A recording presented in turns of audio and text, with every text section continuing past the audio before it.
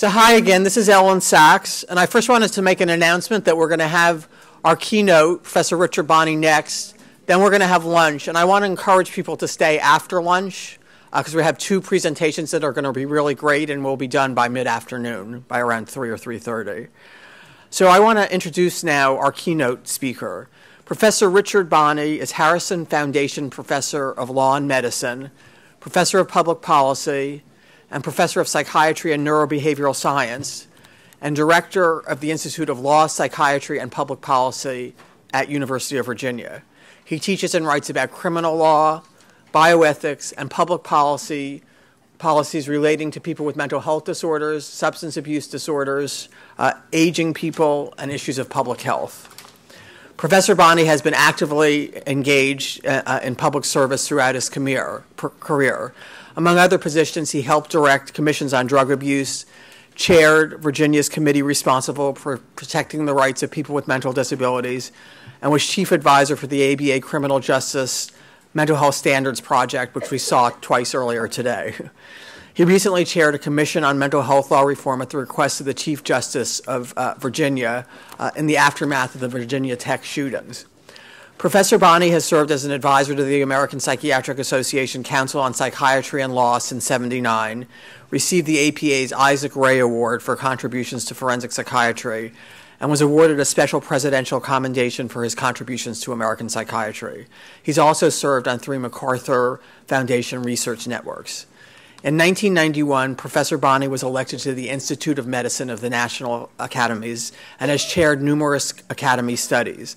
Most recently, he chaired a major National Research Council study on juvenile justice reform. He received the Yarmolinsky Medal in 2002 for his contributions to the IOM and the National Academies. In 2007, Professor Bonney received the University of Virginia's highest honor, the Thomas Jefferson Award. And I'd also like to inject a personal note here. Richard was a wonderful senior mentor to me when I first started out as a professor, reading my work, inviting me to conferences, and so forth. I'm very grateful for his mentorship, especially given how much I value the work he does. So without further ado, I present you Richard Bonney, our keynote in the symposium. I'm going to give his title first. Mental Health Law Reform in the Shadow of Tragedy, Is It Possible to Control the Message? Thanks, Richard.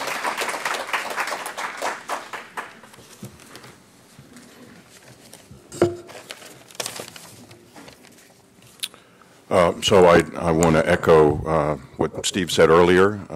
This has been a great conference. Let me find the right spot for this, not get in my way. And I'm so glad that I had the opportunity to come and have been here, and looking forward to the afternoon as well. This has just been remarkable. So I think the real challenge that I have, since actually a keynote, when it starts at the beginning, you kind of have a blank slate. So no matter what you choose to talk about, at least it can be incorporated into whatever people say later on, as Professor Bonney said in the keynote or whatever. It doesn't matter, right? So now we're toward the end of the day, and of course you just heard a wonderful keynote from Steve, right? So which made my problem even worse than it was to begin with. But what can I add here? I mean, I've been sitting here, I was a little shaky when I got here yesterday morning, having gotten up 1 o'clock your time in the morning, to get here. So I can't add anything to the science. I mean, you've got the people that know the most about this field that are here and you've heard from, and it's just wonderful. I certainly can't add anything to that, even if I had anything to add. I don't think I can do better in describing the problem that this conference is about, because we have heard the problem described from every conceivable, perspective, in terms of personal narratives, in terms of trying to solve the problems. So I think we understand, fully kind of what the set of problems are that we're dealing with here. So I'm certainly not going to try to do that in the course of the things that I will say. I mean, I will have to allude to it, but let me just say it's going to be kind of when I allude to it, it's, I'll say in 3 words what sounds trite, but you understand kind of what I'm talking about. I really don't need to add anything to the solution, the issue of prescribing the solutions to the problems, because again, I think we have got wonderful accounts of sort of what needs to be done and what can be done, and as Steve said, we know what to do.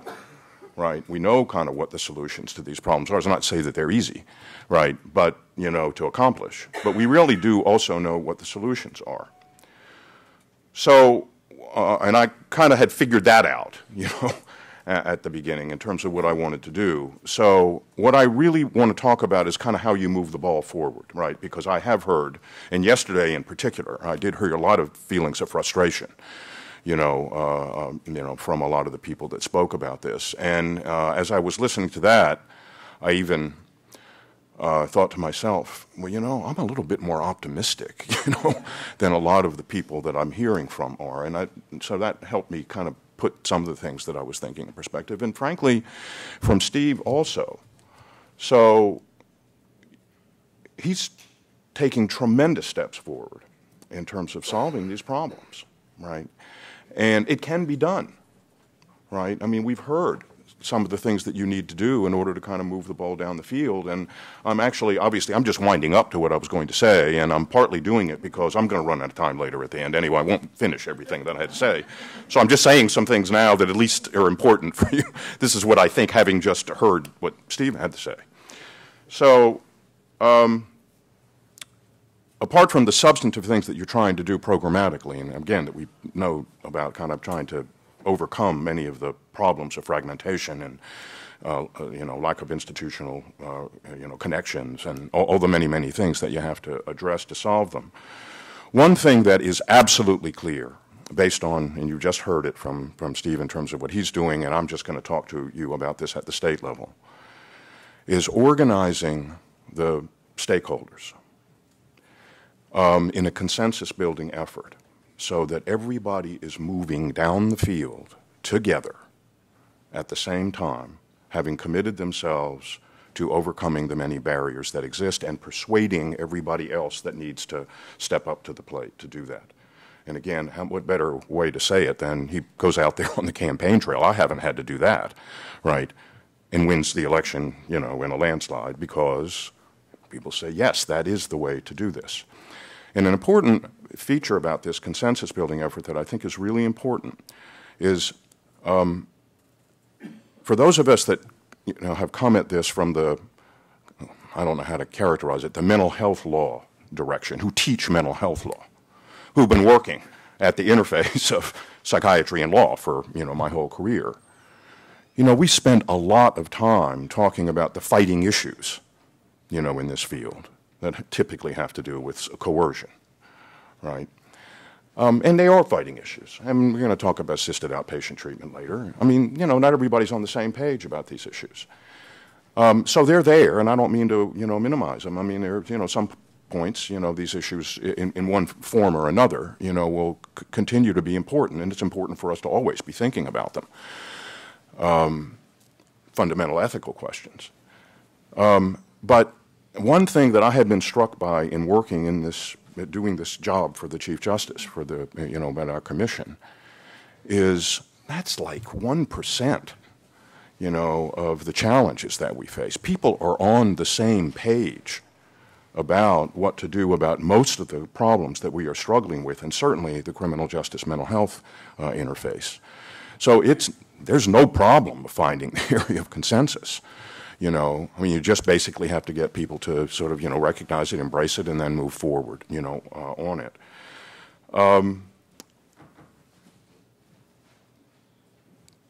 Identifying the best practices and trying to sort of move from, you know, areas of where advances are being made, you know, models, demonstrations, whatever the arrangement might be in a particular area or state, you know, and then trying to sort of move, you know, forward and, you know, developing the crossing the system boundaries that, you know, Hank has been writing about in terms of the challenges, the boundary spanner people that you need in order to set these things up, you know, and map the relationships that exist at every given locality. So you can do this, you know, at a statewide basis, which is what I've been doing.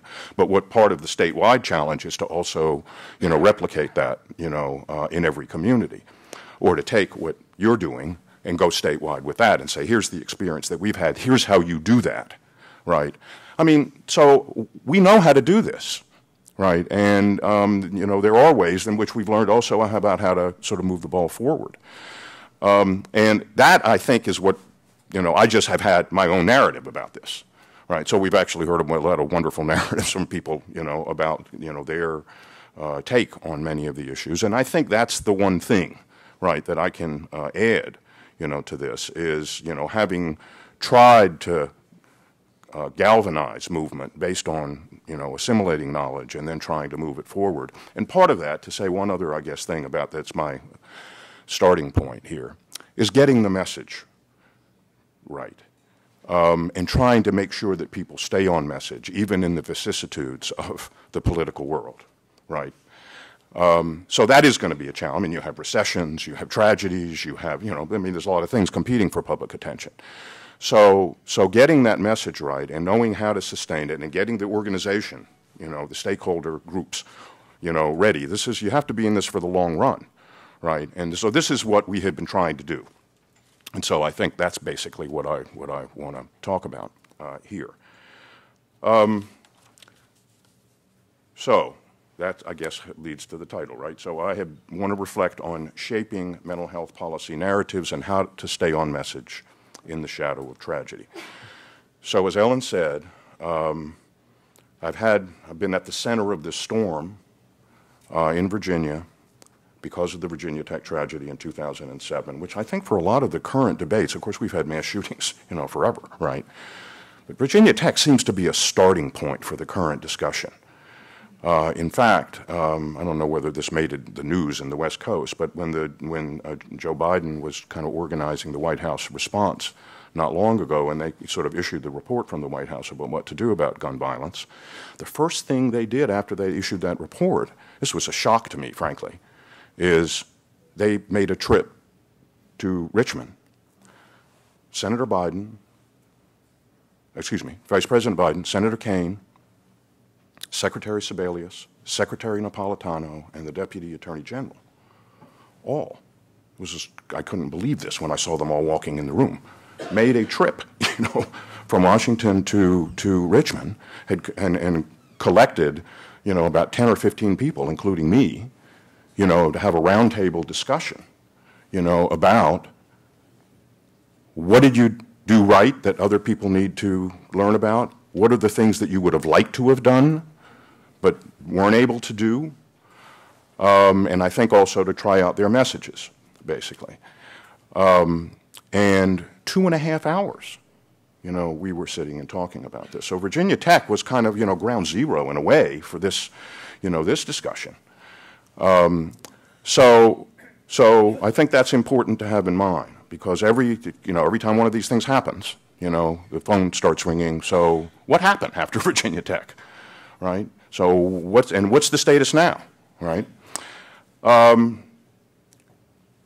So part of what I'm reflecting on as well, and as you'll see, because time permitting, I do want to talk about the gun control issue, because that's obviously a little bit, you know, orthogonal to what we're actually talking about here, but it's kind of an important thing to have in mind, I think, and that's kind of part of my story that I want to talk about.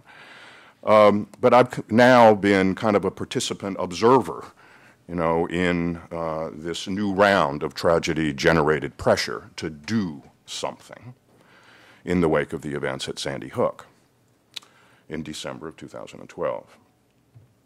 All right, so here's what I plan to do from this point. So I want to talk about kind of the basic narrative of mental health law reform, policy reform. And it needs to be said why reducing criminalization of mental illness, taking Hank's point that maybe there's another word that we could use. I kind of like, you know, I think this word kind of gets it, but, you know, it's another issue. But at any rate, why that is really importantly at the center of this, and Steve also made this point very well, and why, of course, it does have broad stakeholder support. Okay, I just want to, I've said that already, but I want to say a little bit more about, because of the way we got started in doing this. Then I want to sort of move from that to, because we started, this is important to say, we started this effort before Virginia Tech. There was so much frustration about the way our system was working that the Chief Justice was led to start this whole process in 2005, right? And so I'm going to say, something about that. So this is before mass shooting begins to reshape the narrative. So the second part of what I want to do then is to talk, so what happened after April of 2007, after that tragedy at Virginia Tech. It's painful, actually, even now for me. I mean, I think I tear up more quickly than a lot of males I know, right? I mean, that's happened probably 10 times already in these past 2 days, right? But I could tear up in a minute, if I allowed myself to do it at this moment, about these tragedies, having been face-to-face often with the parents and families, at Virginia Tech, having met with the Virginia Senate, the entire Virginia Senate, in November of 2007 for their annual retreat. They happened to have scheduled it at Blacksburg, for that year. I mean, just a coincidence. So and mental health obviously was a big issue, was going to be on the agenda for the upcoming General Assembly. So there I was telling them what, we were going to be recommending to them. Unfortunately, frankly, for them, the Chief Justice had already gotten this at work. I just shudder to think, frankly, of what would have happened if they had had to make policy overnight without having had somebody thinking about it, about these issues beforehand. It would have been a disaster, in my opinion. So anyway, at that point, but being, at Virginia Tech, in November of 2007 is just, I mean, there's just a lot of things to be said about kind of how the entire university community, Virginia and Virginia Tech are rivals, in every respect, right? But there wasn't anybody in Charlottesville that didn't feel that they were members of the Virginia Tech community, when this happened. And of course, you think of Sandy Hook, and it's just beyond, it's impossible not to, be distressed. Not to mention the cumulative effect. I mean, those are the bookends, and it's this one that seems to have been, the one that's been the catalyst for the next step in reform. But of course, you have Tucson and Aurora, and so on. So young adult males spinning out of control, and the uncanny ability that we have to have 20/20 hindsight about what might have been done in order to intervene successfully and prevent these tragedies. And it is often the case, and it was certainly at the time of Virginia Tech, that seeing the missed opportunities did catalyze precisely the support that we needed for the reforms that we were already thinking about. I mean, so that is part of the Virginia Tech story. But it's opportunity, right, to make reform and to move the ball forward. It's almost, again, I mean, it's sad to have to admit it, that it's kind of opportunistic, right, when you actually try to, move reform because you are using tragedy as your occasion to do it, right? But of course, that's what so many of the victims and families, of course, really want to have happen.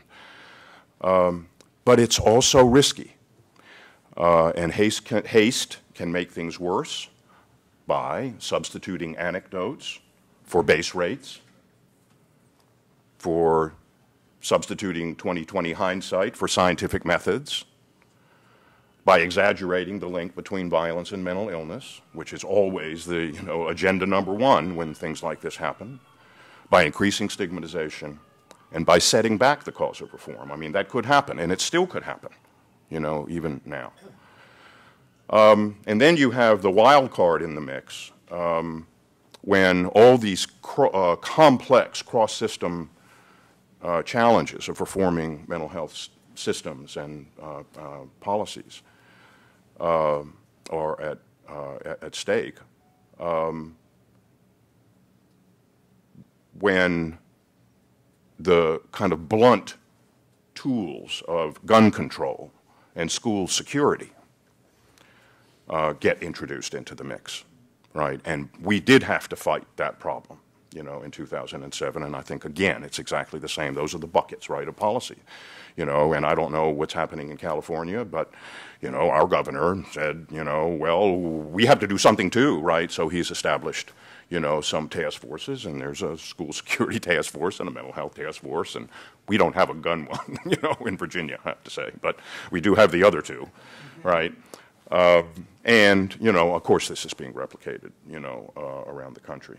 So how do you shape the message under those circumstances? And in particular, you know, the one little additional thing that I wanted to add to the discussion here was, you know, how, what policies on gun control are most compatible with the common commitments that we have on mental health reform, right? And that's not easy to discern, actually, and I think this is all about to explode into public view because of what's going to be going on in the Senate, you know, the next couple of weeks. So I do want to say something about that. All right, so the quick narrative now, so to go back. I mean, that's the territory I want to cover.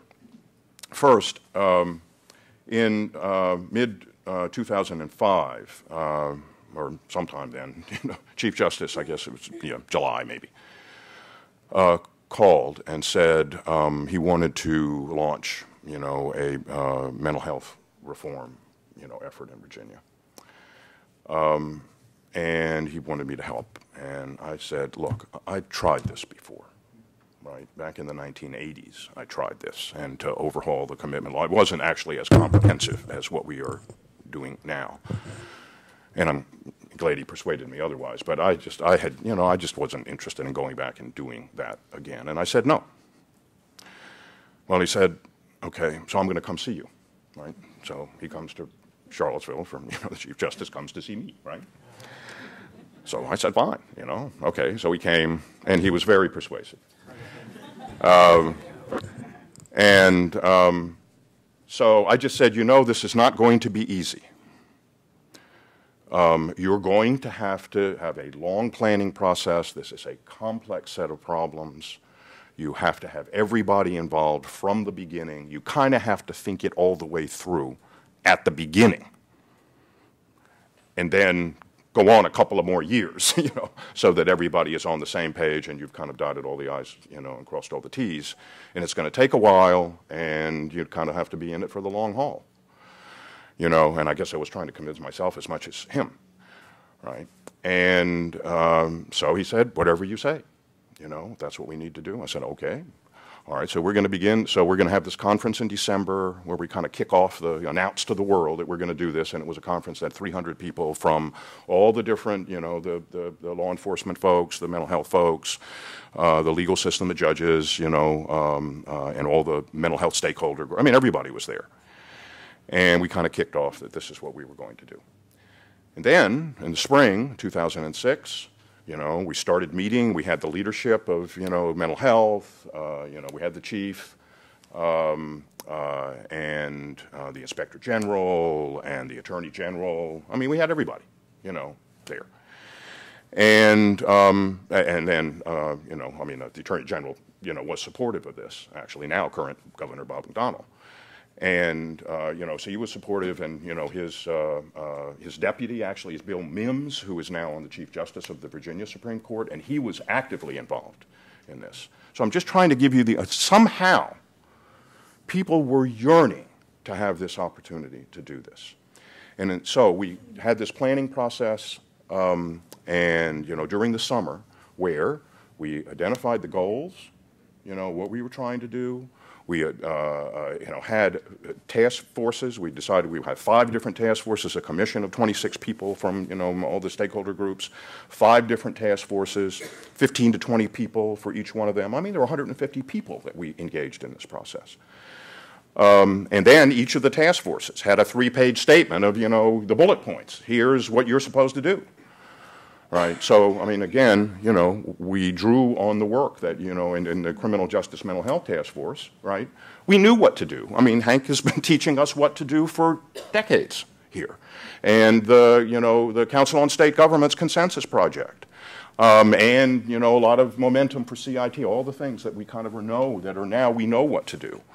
So we collected all that and said, okay, this is what all these things are the things that we wanted you know, each of the task forces to do, including the Criminal Justice Mental Health Task Force, and put, you know, appropriate, you know, people. So there was a civil commitment one. There was the, you know, kids and adolescents, criminal justice mental health, consumer empowerment and self-determination.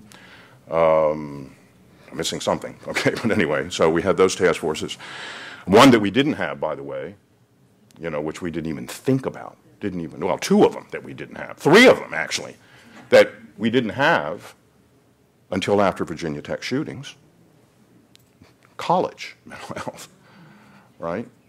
So that was one. Guns, right? Well, we still weren't going to have a guns one in Virginia, right? I mean, that just has to be dealt with separately. And privacy. All these issues about sharing of information obviously came to the fore after Virginia Tech, so I had to appoint another task force, and because it was part of our comprehensive bill. In order to kind of get this going, I'm emphasizing the structural part of this, because the substantive part, we kind of knew what we wanted to do, having spent this long planning process, and it was really a question of how are we going to just get this done. And as I said, we had a kind of a 2-year sort of time frame in mind, and so we would get started, and 2 years later, we would present a comprehensive program of reform that would include everything that I've just described.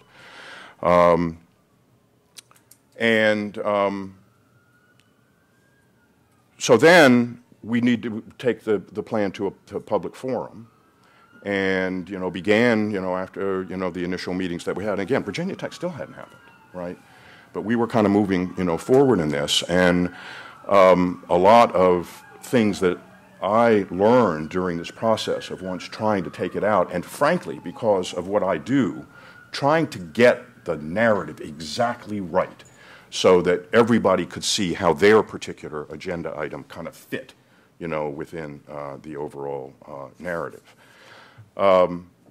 And so I spent a lot of time, listening and thinking about the narratives that people were, presenting, as we have heard here, as I say, coming to tears every time, that it would hear, one of them. And a common pattern, in them, actually, I'm not going to have time, but I asked people as soon as they would say, what their story was, send it to me, right? I want to consolidate all these narratives so that when they are needed, I can trot this one out or that one out and make the point I want to make. And I have a file in my computer that's, 200 or 300 pages long, of personal narratives. And so I went through this. I was thinking about you guys, and I sort of picked out 2 or 3 of them, which I would like to give, but I guess it's too long. But you kind of know what the stories are, right? And, just, a common, at least one common sort of, pattern would be,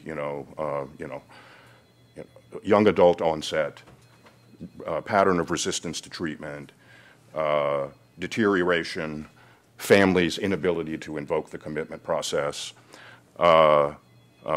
leading eventually to further deterioration and arrest, family sometimes even initiating that process because of fear about their own safety, right? And those are the ones that are most painful, and then regretting it afterwards because the young person gets lost, can't get them out, can't extract them, from, the criminal process and all the bad consequences that can then, follow. That's just one of the patterns, but it's kind of repetitive. And frankly, where I was coming from, and again, it just makes the point that everybody here knows and that Steve just made, it's amazing to me how many of those stories, related to the criminal justice system. I was clearly focused because of all the problems that I knew that we were confronting and why the Chief Justice did this to begin with. The backups in the emergency rooms, the not being able to find a bed, people, not being able to invoke the civil commitment process because we had an imminent dangerousness standard. The inconsistency, around the state, the families complained, the sheriffs complained, the judges complained, the hospitals complained. Everybody complained. The consumers complained. They weren't treated fairly. The family wasn't treated fairly. Nobody was. There's just, we did a survey. We, have all the consumer, everybody's complaints. We did a story, a report. We did a systematic survey, of, all these attitudes, and nobody was very happy. And that was on the commitment process alone, right? And, then you kind of, add to that set of problems, all those that, relate to the criminal justice system. All right, now, one final sort of point before April 16th. So at one point, I sat down with the Chief Justice and said, you're going to have to, this is a comprehensive reform effort that we're going to be undertaking, and it's going to take a lot of, there's a lot of moving parts. It's going to be, omnibus legislation. I mean, there's going to just so many things that we have to address here, and you need money because it all comes down to gaps in the services system. I mean, that's the other thing. And actually, I just skipped over this. See, I mean, this could go on forever. I need to figure out how to constrain myself here. But, every one of those problems, of course, translates into gaps in the services system. There's just no doubt the common path, is that. Okay. And, a lot of people from the law side, they don't realize that quite right away. And I said to the Chief Justice, this is where this goes. So, eventually, this is going to be recommendations coming from the Supreme Court. And that was, of course, the other task force report I didn't mention, access to services, right? I mean, that's what the whole thing is about, right? And so, you're going to have to worry about when this bill starts to come forward, it's going to have tremendous appropriations implications, right? And so what are you ready for this, right? And that is a very big issue, right, in terms of having the courts kind of running the, running the show, in this. But I think what all the stakeholders thought is it's having the courts that made this work, right, because of the independence, and that there was no political agenda if it had come from the executive branch or it come from the, the political, from the legislature. Obviously, politics would be part of it. Politics was not part of this, right? And we did have bipartisan. We had everybody kind of involved in it. All right. So at some point after we kind of launched this, I said, well, we're going to have some kind of a public education effort here, too, to kind of go along so that there's going to be receptive public opinion and people, will be ready to kind of, make the kind of commitments that are going to have to be made here.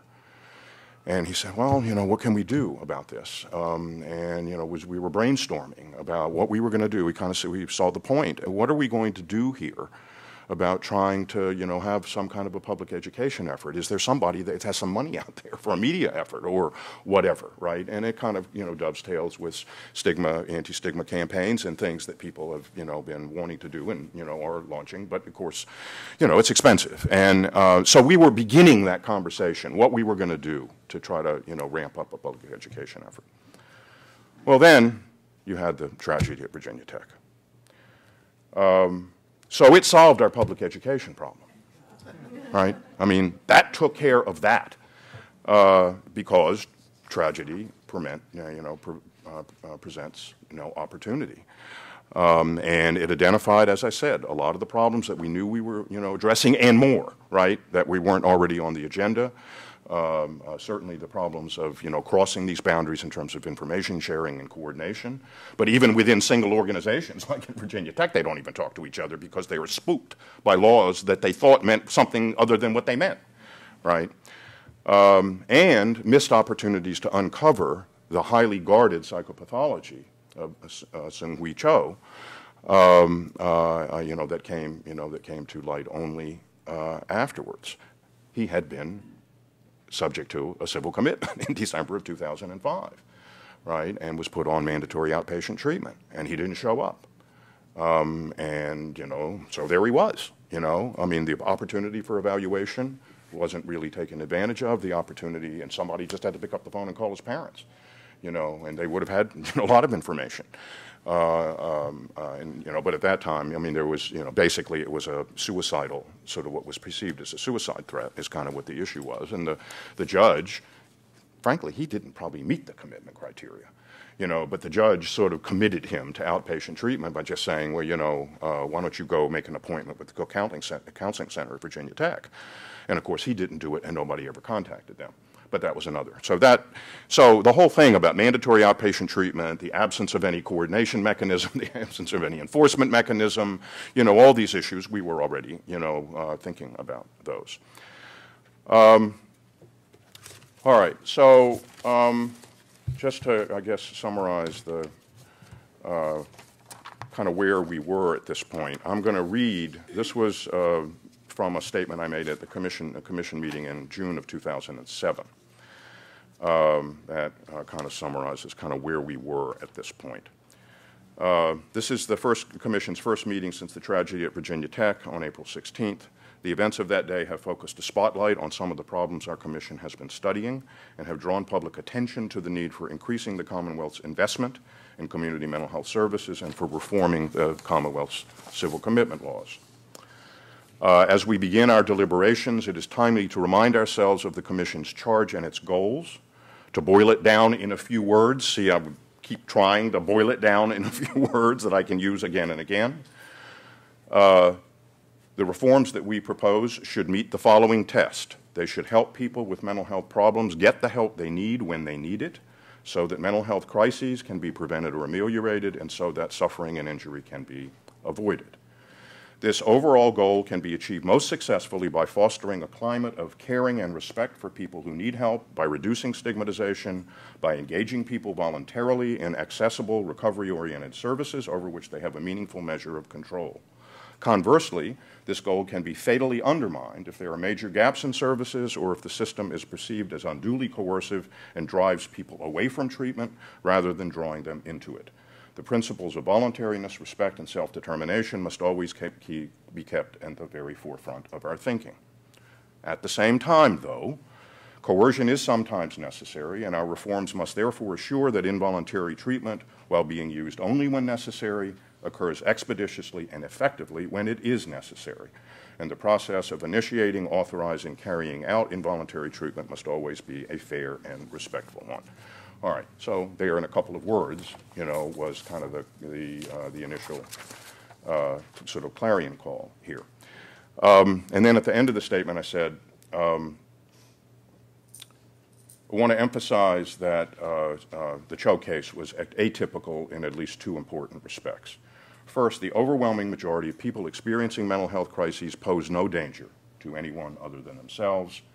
As those of us who participate in public debate highlight the need for augmenting public health, mental health services and reforming the commitment process, we should try to do so without stirring up or reinforcing the exaggerated associations between mental illness and violence. So again, this always has to be in the forefront every time, one of these tragedies occurs. So we were worried, clearly, and wanted to stay on message, right? And so that had to be just the drumbeat, as we were kind of moving forward, because the wild card was now on the table. So Cho becomes the face of mental illness, and keeping guns out of the hands of people with mental illness becomes a key element of the solution, right? I had no task force on guns, as I said. And many of us, frankly, probably hadn't even thought about the Brady Act at that point at all. And it wasn't on the table, for any discussion before the shooting. But of course, what came to the fore was that even though we had reporting, we actually had reporting going on in Virginia, it was for inpatient involuntary commitment to inpatient, because that's what the federal law requires, is that you get put in the database and can't, or the background check will turn you up as long as you're in the database if you've had an involuntary commitment to inpatient treatment. Well, he had been committed to outpatient treatment. Federal law doesn't cover that, and the state law didn't cover it. So Governor Kane immediately, had an executive order that said outpatient commitment, mandatory outpatient treatment, as we call it, need to be included also. And so he, did it by executive order, and naturally, and it was included in the comprehensive legislation that we then, of course, had to come up with a year early, right? So we had to accelerate our process in order to, have a bill which could not be comprehensive at that point. We had to basically deal with the commitment, law issues, at a minimum to begin with. Okay. Which we, did. And so, and tried the privacy issues. There were certain things that just had to be fixed, right? But a lot of the other parts of the agenda, were postponed until later. So we kind of ended up doing this sequentially, which ended up working just fine. At first I thought that we might have trouble, with that because we wanted to keep everybody on the same page and everybody on the team. And that people might splinter off depending upon their particular agendas unless we had a comprehensive bill, right? So that was the original strategy. It ended up working out okay. We never had a dissent on any of the things that we actually were doing. Now, one, well, okay. So just in summary then, about sort of what has happened to the reform process. So we did We had comprehensive legislation. It took 3 sessions to do it. I think where we are now in Virginia is that we've actually done a pretty good job, if I say so myself, in terms of laying the legal foundation in all of these areas, including, to think about this, you know, giving the police clear, explicit authority, basically, to take people in, when they take people into custody, and not, you know, do pre-booking diversion and drop them off somewhere. And we want to create drop-off centers, of course, as part of the effort, so that they've got somebody they can pass the baton to, and we are making, you know, progress in that direction as well. We have, you know, advanced directive legislation. We have a lot of things that we've kind of put in place that haven't been implemented yet, because we're still, because of the recession, you know, trying to make good on the commitment of resources that we said was an essential part of this entire plan. We had a down payment, what was characterized as a down payment in 2007 by everyone, but then we had the recession. And we are still, I mean, the services in Virginia, it's like everybody else, you know, eroded, you know, during that period of time. But I am actually happy to say that in the criminal justice area, we were able to sustain the investment that was made in 2008, you know, in the criminal justice, you know, area. And so I just looked, I wanted to give you some numbers about, because this has been an important bright spot, and part of the reason for that is because we had so much support from Hank and everybody that's worked in this area, including the person who's actually in charge of this in Virginia, Victoria Cochran. And so I asked Victoria before I came, kind of give me an update on kind of where we are with this. 101 out of 134 localities have CIT programs operating. Or almost or under development. I mean, so there's a little slipperiness in that, but, you know, 101 out of 134 covering 83% of the population. We are gradually developing the kind of drop-off, no questions asked assessment centers, which was an absolutely key part of the Commission's blueprint, and that's now, you know, at work in eight localities, and we're still, that's now a high priority every time we go to the legislature in terms of trying to get more of those. We have jail diversion programs in 10 sites, which have served almost 2,000 clients over the last 3 fiscal years, and they are in, you know, different areas around the state, and so their models and best practices and all the local groups have all been meeting, so that there's the kind of the local organization that is needed, you know, around the state. So actually, I think important steps are being made forward. All right, now let me shift. So that's what is happening in Virginia. The next thing, of course, is that you then have more tragedy.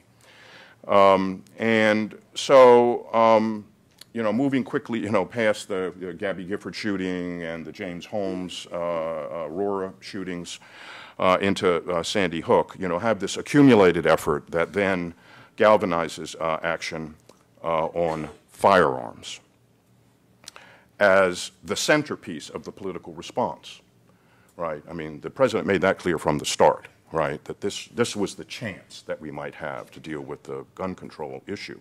But of course, the president, the vice president, the governor of Connecticut, and, you know, our governor as well made it clear from the beginning, but we also need to address the school security issues and the mental health issues, right? I mean, that is an important thing. Everybody understood, you know, that this is an important part of the narrative that we are, you know, have to deal with going forward. And in Virginia, it's time for us to address the unfinished business. So, you know, the narrative converges, but at this time now, the gun part is at the center. Now, it's actually, in terms of progress, heartening, since public opinion polls are kind of, you know, now emerging out of this, that the connection between investing in mental health services and, you know, preventing gun violence in the long run is recognized by the public. Recent poll by Johns Hopkins in the New England Journal said that 60% want the government to spend more on mental health treatment as a strategy of dealing with gun violence. Now, on the other hand, the NRA is also supporting this. And it's not hard to be cynical about the NRA's advocacy for mental health services. Wayne LaPierre's observation about this was made yesterday about the genuine monsters who are so deranged, so evil, so possessed by voices and driven by demons that no sane person can ever possibly comprehend them. And the implication is that we can solve this problem by keeping guns out of the hands of people with mental illness. And don't pay attention to anything else, right? Let's just do that. So scapegoating people with mental illness and blaming the nation's gun violence problem on people with mental illness obviously can't be a good thing for people with mental illness. And it reinforces the link in the public mind between mental illness and violence. And we all know that the vast majority of people with mental illness do not engage in violence, and the proportion of overall risk of violence attributable to mental disorder is small, about 3 to 5%. In the population at large, so that even if we were magically able to cure mental illness, we would still be left with 95%, of the violence. But of course, under certain circumstances of elevated risk, obviously there, is an elevated risk of violence. So the question that I would now just pose, and I'm just going to make a single, set of observations about it, is, should people with histories of serious mental illness, and particularly histories of involuntary commitment, be disqualified from buying or possessing a gun? And which side should people who advocate the kind of reforms that I have been talking about, be on? On the gun control side or the gun rights side?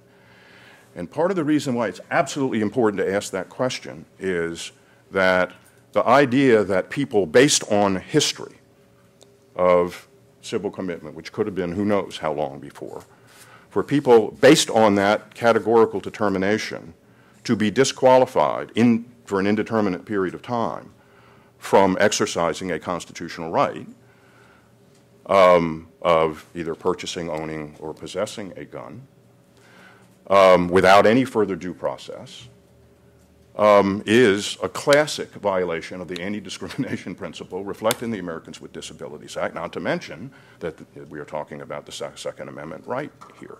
And we haven't been used to actually thinking about this part of the problem, but there is an anti-discrimination problem here.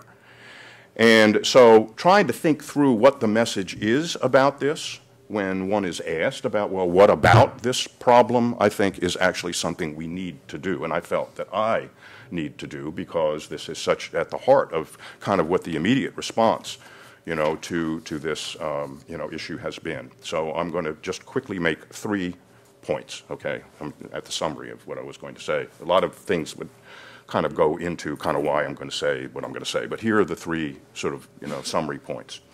First, we cannot let lawmakers think they are solving the mental health aspect of the prevention of violence, and gun violence included, in this current debate about preventing gun violence simply by beefing up the NICS system, the National Institute Check system, and by, quote, keeping guns out of the hands of the mentally ill.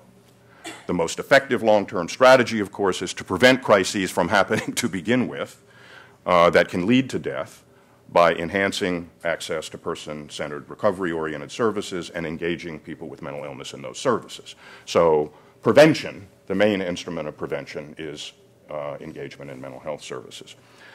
Secondly, a key component of a comprehensive mental health system reform is to respond to crises when they occur in a caring, respectful, and therapeutic way.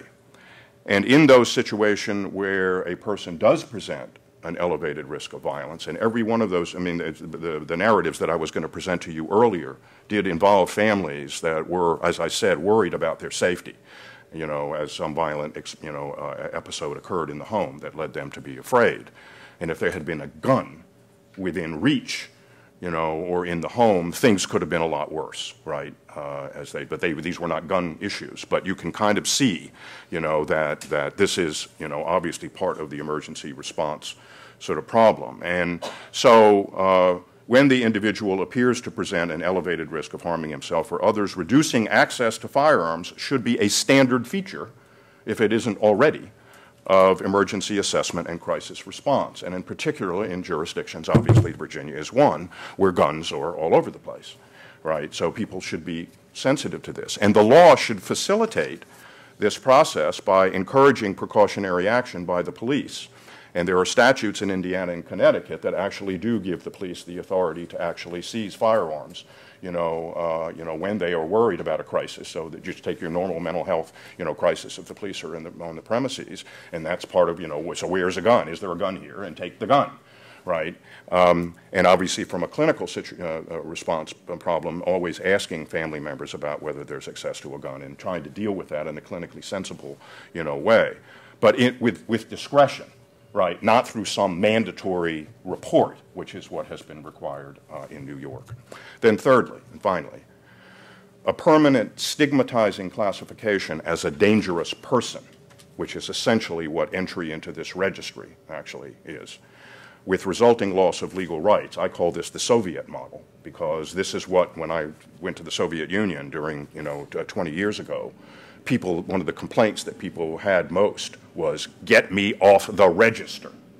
And we saw in the local community board, community services agencies, so you go in and look at their files, and there was a yellow tag on the ones that were the dangerous person files, right? And the police, people could just go out and look for people whenever they felt like it. And of course, you were in a police state, so I'm not making a complete translation into our situation, but it reminded me, of that. And so that model should be avoided on basic anti-discrimination grounds as well as Second Amendment grounds. And so what that means is that rights which should be taken away, when an acute episode occurs and people are subject, to involuntary, treatment because of elevated risk, they should be restorable after a specified time in the absence of a history of symptoms that are associated with elevated risk. So you need to make an individualized determination, not a categorical one. That would incorporate the basic principles of, of our current law, of anti-discrimination law, into this gun control debate. And statutes, statutory proposals in the Congress actually now go in either of the, either direction, rather than that, okay, by letting people have their rights back immediately when they get out of the hospital, which to me is a kind of a right to commit suicide statute, or on the other hand, just keeping everything the way it is, where people really have no reasonable prospect of getting their rights back unless a particular judge just feels like, that day he wants to give people their rights back. All right, so that's my story. There's probably no time for discussion or whatever you want to do. Okay.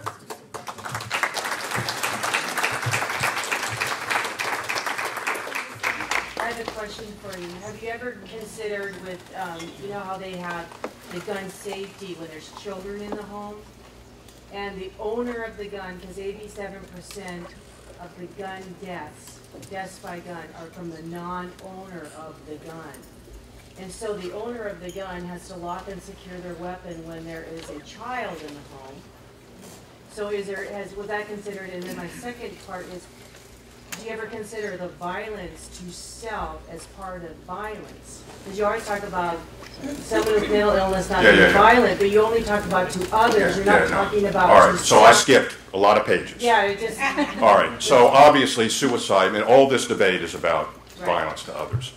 With suicide, this is a big problem. That's a Holocaust. This is a big, big problem, and reminding the legislators that this is a big problem and why we need to attend to it is part of, what the story here is, because they are just not focused on it at all. And particularly, as I said, this is Senator Graham and Begich have a bill in the Senate that would give people their rights back as soon as they get out of the hospital, right? Because, this is what they think is a pro-Second Amendment point of view, and we're trying to get them to realize, that's not what you want to do. Here. And so making sure that they focus on suicide is an important part of this. The other thing with regard to the kids, when the Supreme Court struck down the DC's statute, one of the provisions that they struck down was a lock, you have to have a gun lock if you have a gun, in the home. And so I think the argument that needs to be made, and I think would eventually be sustained, is that if you make it applicable only to cases where there are children, in the home, that you have to lock it when there are, possible access to kids. I think the court would uphold it, but, you can see that there is a constitutional issue about that. But I'm in favor of it, and you know, certainly, you know. Well, if the stats were so high, 87% of deaths were the non-owner of the gun. If it was 3%, I'd be like, okay, but it's 87%. Yes, but that's not only in the home. Okay, in the home, I don't think those are the right figures for what happens in the home, right? I mean, you're talking about all gun deaths, right? And that has to do with the porousness of our background. I mean, there's a lot of things about that go into that. But I think in terms of what the Supreme Court has said is that possession, and again, when you think about this as an anti-discrimination problem, what the court has said is that protecting the right of a person, the right of self-defense with a weapon in the home is at the core of the Second Amendment.